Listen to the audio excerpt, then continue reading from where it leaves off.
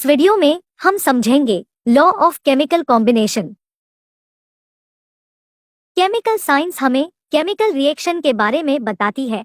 ऐसे रिएक्शन जिसमें दो या दो से ज्यादा केमिकल एलिमेंट्स कंबाइन होकर एक सिंगल कंपाउंड बनाते हैं, उसे हम केमिकल रिएक्शन कहते हैं।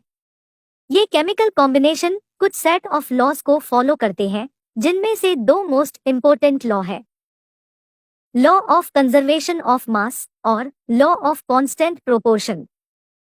एंटोन लेवोजियर और जोसेफ लुइस प्राउस्ट ने बहुत सारे एक्सपेरिमेंट्स करके इन दोनों लॉज को एस्टेब्लिश किया। आइए इन लॉज को डिटेल में समझते हैं। Law of conservation of mass. Law of conservation of मास ये बताता है कि किसी भी सब्सटेंस या सिस्टम का मास ना ही डिस्ट्रॉय किया जा सकता है, ना ही क्रिएट किया जा सकता है। सिर्फ एक सब्सटेंस से दूसरे सब्सटेंस में ट्रांसफॉर्म किया जा सकता है।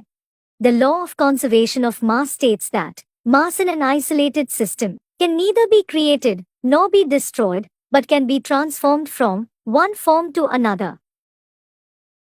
इस लॉ को फ्रेंच केमिस्ट एंटोन लेवोजियर ने 1789 में एस्टेब्लिश किया था। चलिए इस लॉ को एक सिंपल एग्जाम्पल से समझते हैं। जब हाइड्रोजन ऑक्सीजन के साथ रिएक्ट करता है, तब रिजल्टेंट प्रोडक्ट H2O मॉलिक्यूल बनता है। आसान शब्दों में कहें तो ये पानी बनाने की प्रक्रिया है। एनिमेशन में हम देखते हैं कि दो हाइड्रोजन एटम एक ऑक्सीजन मॉलिक्यूल के साथ रिएक्ट करते हैं और 2H2O बनाते हैं। अब अगर हम रिएक्टेंट्स का टोटल मास कैलकुलेट करें तो हमें 36 यूनिट मास मिलता है। वही दूसरी और प्रोडक्ट का टोटल मास कैलकुलेट करने पर हमें 36 यूनिट मास मिलता है।